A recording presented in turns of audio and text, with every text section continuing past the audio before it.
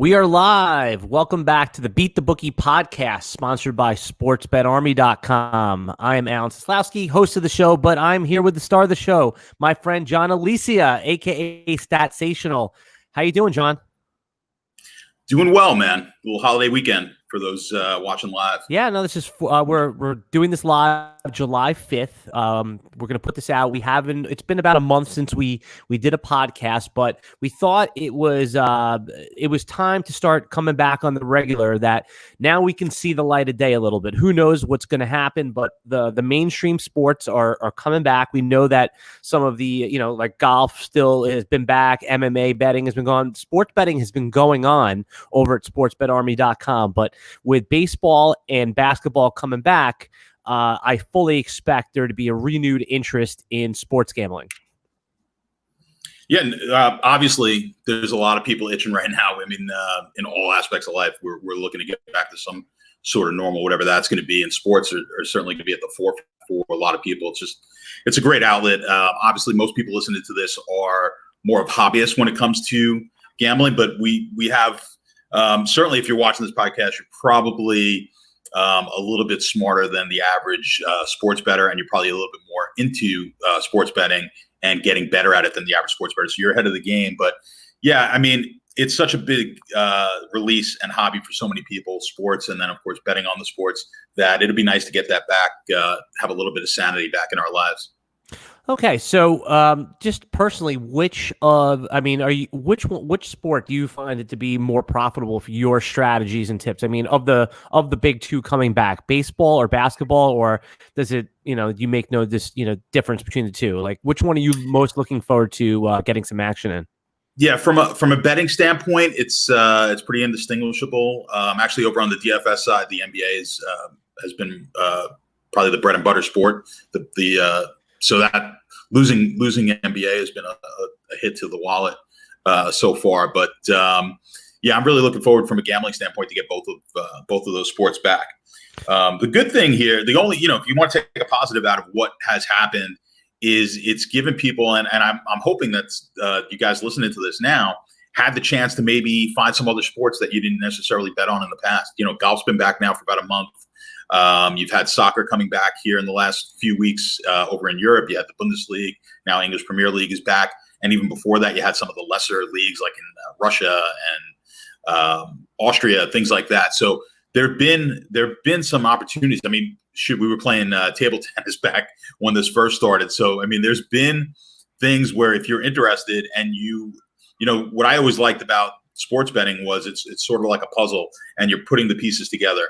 And even if you don't necessarily follow the sport, if you gather enough data and you gather enough information, you learn a little bit about the sport, you can try to solve that puzzle. So that's what we've been doing over at Sports Bet Army. We've got guys, Anthony over there has been playing, Korean baseball. Like, whoever would have thought we'd be staying up till 2, 3, 4 o'clock in the morning betting Korean baseball, but that's kind of what we've been doing.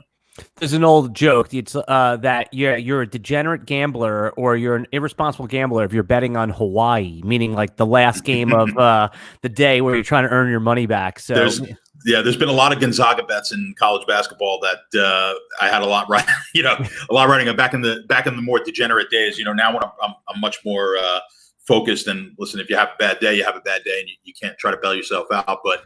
Unfortunately, a lot of you guys listening to this know exactly what Alan's talking about. And betting on that Hawaii. Last game of the night. Yeah, that Hawaii game, that last game of the night is going to try to bail you out on the day. Trust me, we've all been there, and, all right, which is what makes it comical. Yeah, man. All right, John. So let's give some people some good actionable refresh, because we're all interested in getting back to sports wagering, and we want to do it in a way that we're going to make money. I think some of us are going to have a propensity just to kind of we've been on a diet for so long, and now we're going off our diet in a sense, and we're about to eat. We don't want to go into the store and just start eating pizza and candy and indulge. We want to eat responsibly. So just give people 2 or 3 refreshers on what is optimal strategy as we're about to get into some of the mainstream sports betting, because we probably were more responsible with the Korean baseball and with the League of Legends stuff because we don't know as much about it, so we're a little more cautious. But we feel we know baseball, we feel we know basketball, and certainly we know football. So we want to talk to us a little bit of a couple things that people need to be reminded of as we get back into it. Yeah, and you actually hit on a few good points there, and I love the analogy, the diet analogy, right? Because habits are so difficult. Like forming good habits are so difficult, but we're so used to habits, and when we get in bad habits, it's easy to fall into bad habits, like you said. So if anyone's tried to diet, it's really hard to get started, but then once you kind of get it going, it becomes a lot easier. And as you see the progress, it gets even easier. But once you fall off that wagon, and like you said, you start to eat, you're eating the pizza and the ice cream and everything else, boom, you fall right back in. So like you said, we've been in the quarantine. It's possible you haven't placed a bet now in the last 3-4 months.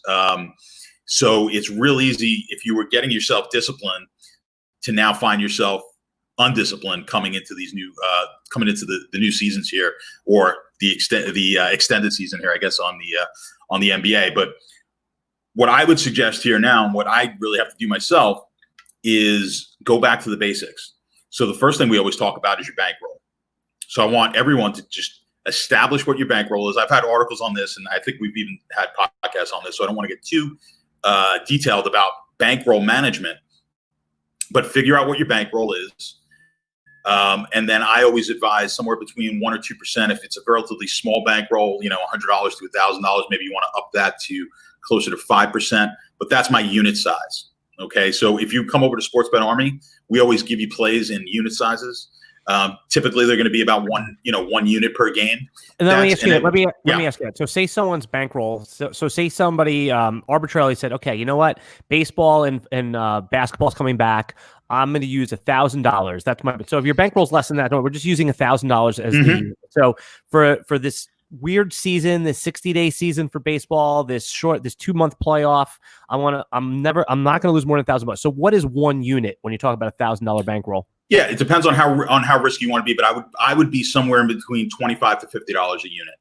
Okay, so what percentage is that? Do the math. So that's 2.5 to 5%. Okay, 2.5 to 5% is one unit of your bankroll. So just do the math, people. If your bankroll is $300 for the season, then just do the percentage of that. That's right. Just divide that by a third, let's say, and then when you start getting into the higher bankrolls, I think you want to be a little bit more conservative in the 1 to 2% range. And the reason, people ask kind of why you do that, and especially, hey, you're a professional. You win all the time. Well, one, I win over the long haul, but I don't win all the time. I actually just wrote an article. If anyone wants to check it out, on Gambler's Fallacy, if you go over to Sports Bet Army, you could read that. But in there, I talk about coin flips. I always like to break it down to something that's really easy for people to understand. If you take coin flips, there's a probability. There's actually a high likelihood if you flip, let's say, 200 coins, that you're going to get like 6 or 7 heads or tails in a row. Well, if we look at heads and tails as wins and losses, you're going to go on those kind of streaks. I don't care how good of a bettor you are. So if we just say, well, maybe my percentage is not 50% on against the spread, I'm closer to 55%. I'm still going to have those 6-game losing streaks, 7-game losing streaks. And if you play long enough, you're going to have a 10-game losing streak. If you're not properly, and that's the whole reason what we do, like, a 2%, 3% bankroll, because it's going to take, at 2%, it's going to take me 50 losses to use up my bankroll, right? That should give me enough cushion to play with. At 5%, of course, we're getting a little bit more risky. We've got a 20-game cushion. But even in that, you should be okay there if we're using proper risk management and unit sizes. Is there ever a situation where you're betting more than one unit, yes. And if so, like what needs to happen, and what is a typical plus? Is it a 2-unit bet? I mean, does anyone ever make a 3 or 4-unit bet? Like, explain how you know when to make a unit size jump in unit. So here's the thing. It's going to vary, obviously, for everyone, but for me, typically I try to stick to a 1-unit play on my against the spread plays, and that's like an NFL game -7, things like that. I typically bet 1 unit on those type of plays. Where my unit size will vary is going to be on the money line type plays. Now, when you start talking baseball, typically we're talking money lines. And why would it vary? Well, if I take a plus 300 in baseball, or a plus 300 in MMA, or a plus 300 in name the sport, I don't want to risk 1 unit on that, right? Because even though I think I have some sort of advantage, I think it's mispriced. Maybe that plus 300 I think should be priced at like plus 225. Well, even at my pricing, that team is going to win, is going to lose that game more than twice the times that they win that game, right? So we're trying to just take advantage of what we think, or what our models say is a bad line. So with that said, one unit is far too much risk on a plus 300 type bet. So I would take a third, or even easier, when you're using these online sports books, instead of putting in to risk one unit, get in the habit of putting in to win one unit. Oh, okay. Because the probability of me going, I could lose. It's a lot easier for me to lose 10 to 20 plus 300 bets in a row. Again, not likely, but if you do the coin exercise and flip a coin, even it doesn't matter. You're going to go through bad streaks. At plus 300, I don't want to be risking a full unit. I want to risk a third of a unit, and I want to be doing that to win one unit. So get in the habit of looking at to win, not to risk. Okay, yeah, that makes sense. So, that's a good refresher on some basic betting strategy. And is there an approach that you're taking with some of the uncertainty around the restarting of the NBA and baseball and Corona? Can you factor this into your formula, or are you just going to proceed as normal? It's going to be like starting pitchers, for example, in baseball. Are they going to be pitching 2 or 3 innings, or are they going to go 6 or 7 innings? Like, how do we? And for those of you who know, this is going to sound redundant, but for those who don't know, starting pitching is like the quarterback in the NFL. I mean, it really does determine what the betting line is. So how are you approaching starting pitching for baseball? Yeah, this is going to be really interesting. And actually, refer back to the value. I believe it might have been the last podcast we did, but go back or a couple of podcasts and look at the value one that we did, because a lot of what I was talking about there, and we probably should do a part 2 to that as well, because I've got some more things to say on it. But you're going to be we're always looking for value, and you want to put as many factors in as possible. Now, under a normal season, of course, we kind of have a good idea as to what inputs we're putting into our models. Here, like you said, we've got some differences. We don't know. Our pitchers now are only going to go 3 innings, 4 innings, starting pitchers. My personal opinion on this is, it makes no sense for the top pitchers in the league to be only going 3 or 4 innings, right? You have a shortened season. There's going to be less tax on their arms this year. So I think it's more of an excuse to where the league is saying it's a lot easier to play with my relief pitchers. Also, I'm not going to burn out my relief pitchers in 60 games as I would over 162. So it's much easier, as we know, if you could actually take the 10 elite pitchers out of the equation, right? If you could just throw a baseball game with like 5 or 6 pitchers and kind of mix and match you're at an advantage, even if those pitchers aren't as a high quality. We've seen that, right? You see relief pitcher statistics, their ERAs are much lower because they could come in and just kind of air it out for 1 inning. They know they've got 20 to 30 pitches, and that's all they need to throw. Right. So they're giving it all. A starting pitcher historically paced themselves to get to the 7th inning and 8th inning. You just don't see that in baseball anymore. But what I'm thinking is, I think the top pitchers are, in fact, going to throw their normal innings or normal pitch counts for a game. And I think you're going to see the lesser pitchers not pitch nearly as much. And they're going to use that as an excuse to use the bullpen, because it's not so much the starting pitchers that I think the excuse is, well, we're going to limit starting pitchers. That excuse doesn't really make a lot of sense to me. What it is we can put a bigger workload on our bullpens because of the shortened season. And I think that's the way managers are going to go about it. So you really have to focus on bullpens, not starting pitchers. That's really interesting that, I've heard a lot of debate online and through podcasts and stuff about the starting pitching. Your take on that is certainly unique. Like, I hadn't even thought about it that way. That's a really smart way to think about it. Now, the other thing, and I know this is a big deal in football, I'm assuming it's the same for baseball, but the travel schedules. Now, Clear this up for me, because I'm about to just shout out some hearsay here. So from what I understand, is there an advantage to one of the coasts, that one of the coasts is not going to have to go cross coast and the other one is going to? Like, is this ring a bell or anything, or is it my just told? I'm just repeating words I heard, that some of the teams aren't going to have a vigorous travel schedule and other teams are going to have a little bit more travel. Does that affect anything as far as the betting lines?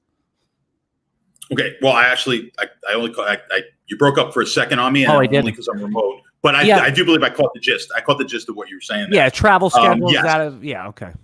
I would not hold. I don't put a lot of weight on travel in sports. We've spoken about this before, and it's good to bring this up again as to home field advantages in all sports. It's almost exclusively due to crowd, and not necessarily the crowd noise, although that plays a factor. It's the crowd's influence on officials. We've talked about this. So traveling, sleeping in a hotel, there's all these excuses. Oh, it's the comfort of staying at home. Doesn't really work, because they've done this study between the Clippers and the Lakers, let's say, or the Nets and the Knicks, teams that don't have to travel but are on the road. They have the same home road ratios as other teams that are traveling across the country. Well, so John, this begs the question then: if there's no fans in the stands, okay, right. Like pivot off of that. Like, what does that mean for especially for NBA, where the crowd seems to have the most effect? It does have the most effect, and what we've seen, and again, this is something I've spoken about, is that effect has actually been reduced. Why is it being reduced? I haven't seen a lot of people talk about this, but it's strictly, again, if we know that officials are the reason, and officials are influenced by home crowds, then it stands to reason that the home field advantages in all sports have gone down because of replay. The critical calls in all of these games, and in the NBA now, especially these calls in the last 2 minutes, the out of bounds, things like that, are now being called by a replay. So it's taking out the official in the critical times of a game. So we've now seen that the home court advantage has dropped. Right, and this is universal. This was the same home court advantage in the NBA was the same home court advantage in the Israeli leagues, in the Chinese leagues, in Europe. It was the same exact home field advantage throughout. So we're seeing that. We've seen it in soccer now. Without having the home crowds at the soccer matches, there's been a significant drop in home field advantage. Soccer was like similar to basketball. Those were the two sports that had the biggest home fields or home pitch advantages in all of sports. With the lack of fans, you're going to see that come down. Now, I think the sports books are onto that now, but I believe that you'll still probably get some value on road teams. Now, in the NBA, everyone's going to be playing in Orlando, so they're going to be viewing it as neutral. But you may get some value out of MLB, even though that sport, even with fans, is a very small home field advantage. But it's definitely something to keep an eye on. Home field advantages and worth that playing the NFL, especially when that comes back. Yeah, and just on like a side note of fans in the stands, it's interesting because there's two sports, and I'm going to go sports because I'm going to include professional wrestling in this for a second, where I was watching in the beginning of the pandemic, I was watching the WrestleMania that was on, and there was no fans. And I, again, not that I'm a wrestling like super fan, but I was like, oh, let me check this out. This is cool. And it sucked without the fans. And what I realized is like, oh my God, like the fans in wrestling is what actually makes it good. But conversely, when I was watching the UFC, there's been a bunch of UFCs, I actually enjoyed it more without the fans because I was able to hear the snap, crackle, pop of the hits. I was able to hear the corner give instructions.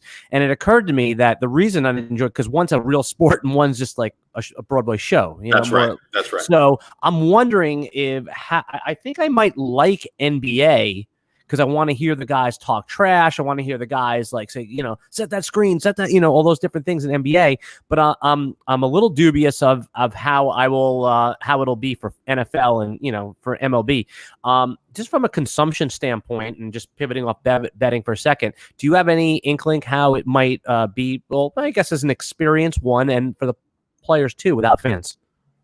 Yeah, I mean, it's definitely going to be unique. It's definitely going to be it's going to be different. It's going to take some getting used to. I agree with you. I watched the MMA in the beginning. What was interesting in the MMA was like Daniel Cormier was doing the commentary on one of the first ones, I believe, in Jacksonville. And he, as a color commentator, he was giving advice as to what the fighter should be doing in that fight. He's like, he needs to move to his left, and he's got to get, when they were grappling on the ground, he's like, he's got to get to his left arm, and yada, yada, yada. The fighters could hear them because they're in such close proximity, right, and there's no noise. And the fighters were acknowledging that they heard him. It was very, very, very unique. And I had heard that story. Yeah, that is interesting. And, but I think there's a plus and minus. Like you said, I'd love to hear what's going on the NBA court. You want to hear the players going at it. The NFL, it's going to be much easier to hear the calls at the line of scrimmage, what the defense is calling. I think the leagues need to actually play that up and say, hey, listen, we have a unique opportunity here. We're in a it's a difficult situation that we're all in, but let's give the fans now more access to the players. I actually have an investment in a company called Little Star, and they do virtual reality and augmented reality. If you have a PlayStation 4, you might see their app on there. And I was speaking to those guys, said, the CEO there, they should be, the leagues now should be looking even more into this augmented reality and virtual reality. Put the fans, I can't be at the game now. If I can't be at an NBA game, then I should be able to put one of those goggles on and be there virtual reality. Like, put me on a seat on the bench with the Lakers, put me in a seat, a courtside seat, and then I should be able to bounce around virtually. The leagues, this is what they need to be doing. It's like, if you ever wanted to experiment with technology, this is the time to do it. Give me as much access as possible. Put me in the damn huddle with the NFL players. Give me a reason to, give me a new reason to watch the game, something cool, and maybe in the long run, this will be good. You get these leagues, they get a little stagnant at times because they have such a huge fan base. Maybe this is an idea, especially from Major League Baseball. The ideas that baseball's coming up with are absolutely ridiculous. You're not going to draw more fans by putting a runner on second base, and the whole speeding up the game issue. There's ways to speed up the game without ruining the game. They're trying, and they're not going to bring the fans that they think they're going to bring in for that reason. So to me, they need to be more creative and try to make the experience at home, and then when people go to the ballpark, just that much more better. Other than the runner on second base, which, if you're not familiar, that's an extra innings rule in order to speed up the game, right? They're going to put a runner on second, and this way that, there's presumably no more 15-inning games, that if there is extra innings, it ends in an extra inning or two. What was one of the other major proposals that they had for MLB? Well, I mean, the DH, which is an inevitability, is going to be in the National League. That's long overdue. That's going to happen, and that's been inevitable. It was crazy to me that there's two different rules for. It's just the craziest thing ever. It's been that way for a long time. Yeah, and I, as a National League guy, I've always kind of fought it, but at the end of the day, you're pro DH or you're anti DH? I mean, I've always enjoyed the game without the DH, just because I'm a traditionalist. But it's nothing that would drive me nuts. But now, if you wanted to talk about speeding up the games are much longer in the American League because of it. Because you have you don't care about when you take your pitcher out in the American League, as opposed to the National League. You'll try to go that extra inning with a pitcher because he's coming up the next inning. And of course, the pitcher spot in the lineup, is generally an out, so it sort of speeds the game up a little bit more from that. So, but I understand the argument on the other side from a competitive standpoint. Like, if the game is so specialized, have guys who can hit, and you have guys who can pitch, and so be it. So I'm fine with it. It would almost be like if the NBA said, like, okay, the teams in the East are going to have the 3-pointer and the teams in the West don't. I mean, it's odd. Yeah, no, it's definitely odd. But it made a little bit of sense when the teams didn't play each other. Now that they play each other, right, it just doesn't make any sense. Like the interleague play, like just have one set of rules. Yeah, interleague play is a decade old now anyway. Oh, it's more. It's 2 decades old. Oh, it is. Started in the 90s. Yeah, started in the 90s. 96, I believe. And but you've got they're trying all these. They want to put a shot clock on the pitcher, or pitch clock, 30 seconds. Like things like that make no sense. I can knock off 20, 30 minutes a game by cutting the in between innings 2 to 2.5 minutes long. Right? If you cut that down to a minute, do your commercial breaks. The pitchers don't need 8 warm-up pitches. The pitchers stroll out to the mound. They throw their 8 warm-up pitches. Like they don't need 8 warm-up pitches. Yeah, but if you're not gonna, they're not gonna to a minute. They're not gonna cut commercial load. Yes, but where you make the money up is you have the in-game split screen commercials. Golf does it. NASCAR does it. So and baseball is a very slow paced game. While the game's going on, there's absolutely no reason that you can't have the small box with the game going on. It takes 30 seconds for these guys to get up to the plate. That's a whole commercial. By the time the guy gets out of the batter's box or out of the on deck circle into the batter's box, you've got a whole 30-second, 20-second commercial. So there's ways to make up for it, and speed the game up without actually changing the game. Plus, you'll keep eyeballs on the game. I turn the game off, in between. I go to another game or I go to something else in between innings. And if I get captivated in something else, I don't come back to the game. I forget. The attention span is short for sure. Anyway, so okay, with the last few minutes of this podcast, what else should we be thinking about as we're getting back and or stretching our sports gambling muscles out a little bit? Yeah. Just one or two things just to refresh. We talked about bankroll management. Very, stay disciplined. Come over to Sports Bet Army, not just picks. We'll give you some basic betting strategy. You'll be able to talk to our coaches. But what else are some general things that people can remember as they get back into it? Someone asked me a question the other day. It touches on bankroll. I'm going to really quickly. Someone asked about like taking a draw, or how do you pay yourself and whatnot. Now, if you're doing this casually, like I said, and you have $1,000 bankroll, I would strongly suggest never touching that money until your season ends. So give yourself a season, whatever that season may be. If you're strictly an NBA bettor, absolutely fine. Do an NBA season, and then at the end of the NBA season, figure out where you're at, and maybe hopefully you're profitable. You made $100, $200, and that's what you're going to put. That's your bonus money. You're going to go out and spend something with that. Inevitably, what I see people do is they have a really good weekend and they're rich, right? They win 5 bets in the NFL, and now they take that money and then they're not looking at the big picture. I try not to touch any of my bankroll at all. I don't view it as mine.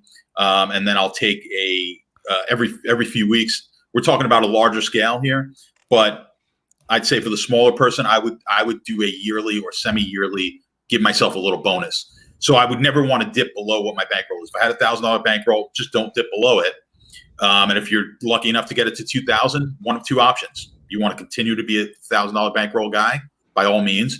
If you want to now say increase your bets because you have 2,000 bankroll, again, smart idea. But again, have a plan before it happens. Have a plan going in as to what you're going to do. So that would be one thing that kind of touches also on bankroll management. How do you deal with taking a draw? One other thing I'm working on, I was speaking to Geek about this, is I'm trying to find or trying to put together an actual psychological profile so that you could better understand what type of gambler you are. There's two real main type of gamblers, and there are two main kind of traders as well. Like, so when I trade currencies, you've got technical analysts and you've got fundamental analysts, or technical traders and fundamental traders. Ryan trades stocks, and if you're into stocks, he's also posting a lot of really good information. Yeah, and that's we're going to talk about Ryan. He's talking about Coach Fight On in our Sports Bet Army Slack chat. And Ryan's really good with the fundamentals. So he's really, and when I say fundamentals of a company, you're looking at the break, you're looking at their earnings, their revenue, everything that goes into what makes up a company, what new products they may have coming out. So you're looking at the fundamentals of the company. A technical trader really doesn't care all that much about the fundamentals. They're looking at the charts. And I think most people fall somewhere. If 10 is the ultimate fundamental trader and 1 is the ultimate technical trader, most people fall somewhere in the probably the 3 to 7 range, where they use some fundamentals, some technicals. Which one they use more depends on the person. I view the same thing in sports betting. So I tend to be more of a technical trader, right? So I may not know all the fundamentals of a sport, like we were just talking about, learning these new sports. I don't know every player on the Russian soccer match that I'm betting on. So I'm going to be really far from a fundamental trader or fundamental gambler in that scenario. I'm going to be closer to that technical trader because I'm strictly using the numbers. But you need to be somewhere. You need to figure out what kind of a gambler you are, a sports gambler. Are you someone who's going to head into the spreadsheets, figuring out the numbers, or are you a guy who watches the games and you get, you have a really good understanding of breaking games down? I will say this. If you think you fall, and you're being honest with yourself, you think you fall closer to a fundamental trader or fundamental type of gambler, that's the most difficult way to go, because you more than anyone else now need to understand that, one, you're going to be influenced by everything that you read, everything that you see, all these analysts on TV, while you're watching the game, if you have it on, you're going to be influenced by these things, whether you think you are or not. So you then need to come up with a plan where maybe you watch the game with no sound and you're doing your own analysis in your head. You don't watch ESPN to try to be swayed one way or the other, or you understand totally what it is you need, how to watch these things. We talked about this before about the media on another podcast, but you really, when you get good at it, you start to understand what information is valuable, what you can ascertain from different sources, and what you can pick and choose as to what's the important information. So anyway, learn what kind of a gambler you are. The closer you are to a technical analyst, I think the better. Yeah, but most of us are not that. Most of us are not. Yes. Right. And that's why people join SportsBetArmy, because they get the technical analysis. Yeah, I think we like to bet on, the whole reason we like to bet on sports, because one, we're sports fans, and it's our way of proving we're right. We want to be right more than it is we want the money right. Most of us are playing, hopefully, at an amount that we can handle. It's not life-changing money for a lot of people. So it shouldn't be, if you're betting one game for life-changing money, that's a little extreme again. So what most people, it's a bragging thing. It's an ego thing. We want to be right. I want to show you that I knew the Lakers were going to win the championship. Like, I knew they were going to win that game. And you want stake in the game, right? Like in order to prove it, you have to have some cash on the line. And it's a fun way for a sports fan to go about doing it. But that's why the average bettor is probably, if I say 10 is totally fundamental, they're probably in the 8 range. Maybe I might even be light on that. That may be closer to 10, but let's say 8, where I would say I'm closer to a 2 or a 3, where you need to know the fundamentals in the aspect of who's starting, who's hurt, things like that. But at the end of the day, that's more, the fundamentals are going to feed the models, and it's going to feed the numbers. And then there's where you need to know the fundamentals when you're doing that is sometimes the numbers are so off that you need to reevaluate like exactly why. If I see something, if I'm getting a price in my mind that is so good, well, I got to double and triple check that. Like, I must have missed something, and that's where the fundamentals go in. So the more you know about the sport, the more confidence you'll have in your numbers being accurate. Yeah, no, that's a really good piece of advice, and I like that. And I look forward to that tool or survey that you guys are developing over at SportsBetArmy to find out which type of a psychological profile you have. All right, everybody, I think that's a good place to pause for now, John. Remember, if you want to join us as sports betting is getting ramped back up over at sportsbetarmy.com, just come on over, DM us at SportsBetArmy and ask us how to get 2 free months by making a deposit in one of our affiliated sports books is how you do it. And you join us. You can ask questions as a member to John and all the coaches over there, Ryan, Anthony, the professional sports bettors. And we'll be back a little bit more regularly now with some good actionable content. So keep a lookout. Do us a favor. Subscribe to the channel here, the YouTube channel. Just give us a subscription or comment in the video. We will comment back. That does help us. It helps us get the message out there a little bit. And also come join us, like I said, over at the website. We're retooling it. It's been updated, and there's a lot of interesting things. We're excited, John, that sports gambling is coming back. I can't wait to get doing this a little bit more, because like I've always told you, this is one of my favorite half hours of the week is hanging with you. All right. For my friend John Alesia, aka Statsational, I'm AlanSeslowsky, and we'll see you next time on the Beat the Bookie podcast. Join us over at sportsbetarmy.com. Bye-bye.